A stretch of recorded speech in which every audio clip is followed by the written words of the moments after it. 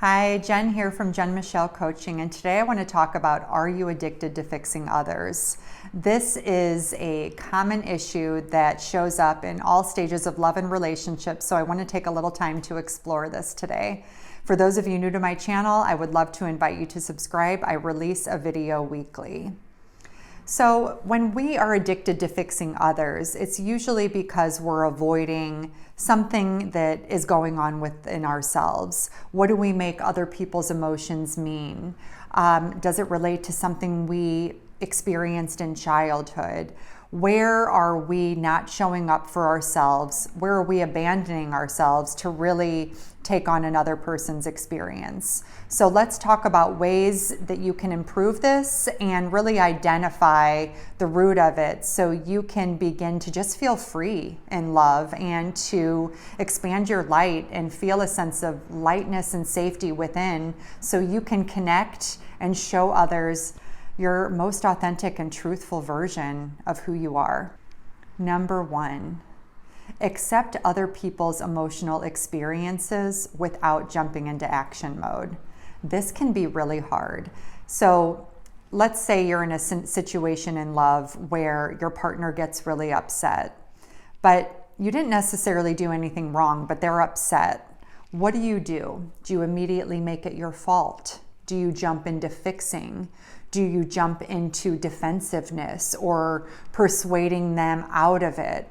Or can you just allow a man, a partner, a date, whoever, to have their own emotional experience and work it out? You know, maybe they'll be mad for a day. Maybe they're having one of those adult temper tantrums or they're upset about something. Can you let go and give them space to move through it without instinctively reacting and trying to fix the situation? Can you be in that discomfort and trust that it will pass, and that the more we want to take action from a space of dysfunction and fear inside of us, the more fear and dysfunction we tend to create. So this is a really powerful practice, and to be honest, it's not an easy one to do. For years I've been practicing this in my own life, and sometimes I'll notice if someone's really upset or having a really strong emotional experience, I'll feel myself wanting to fix or wanting to jump into action, but really having that awareness now to be disciplined and to use it as an opportunity to take really good care of myself, to check in and see if I did anything wrong, anything that I need to clean up. And if the answer is no, to just allow them to move through it, to just allow my husband, my kids, or whoever I'm dealing with in life to have that experience and use it as an opportunity to take great care of myself so we can access what's underneath those raw emotions. Number two, notice what you make their emotions mean about you and the relationship or the love dynamic. This is a really interesting thing that I see a lot of. So the masculine energy partner shares something that's on his mind, but if the feminine energy partner is feeling insecure or feeling unseen or feeling insignificant, immediately taking that conversation and making it mean something bad about the relationship, about the love dynamic. And then suddenly he went from expressing how he feels and just sharing with you to having to suddenly take care of your emotions because you took the conversation and kind of made it all about you inadvertently. And so it is a gift to be able to truly listen and to not make it about yourself and to just allow and to turn on the active listening, turn on your ability to check in with yourself, to breathe, to process, to accept another person right where they are in that space and time without needing to change it, fix it, soften it, any of it. So I invite you to practice this if you have a tendency to make another person's mood or uncomfortable emotions really mean something negative about you. Number three, where are you fixing and helping at the expense of yourself? Because sometimes when emotions are high or when anxiety kicks in or when fear kicks in, we can quickly do something to sort of settle it, but it's often at the expense of ourselves because we've kind of gone unconscious and we've gone into whatever we needed to do as a kid to be accepted, to be seen, to be safe.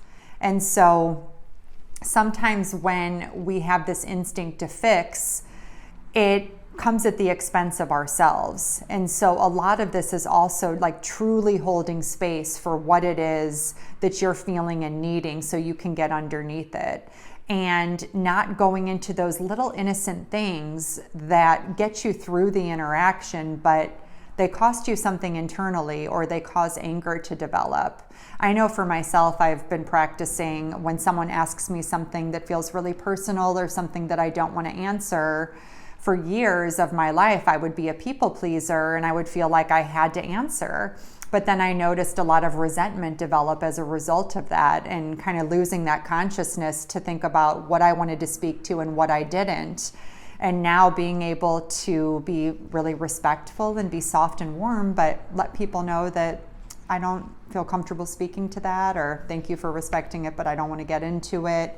And not losing that compass inside of me that is guiding me to do what's right for me. So really making choices and decisions that are best for you, and therefore letting others get the best of you, letting others get the highest quality version of you, because you know how to take care of yourself and you know how to hold space for your needs. So this is a really beautiful practice that I invite you to use in any situation that comes up in your life.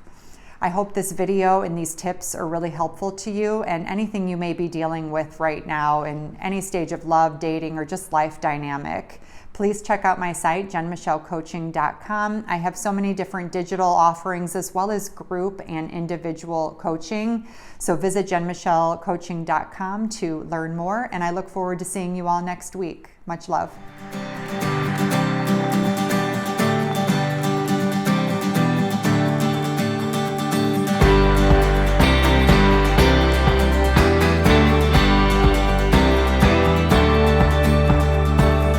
Got this feeling I can't describe.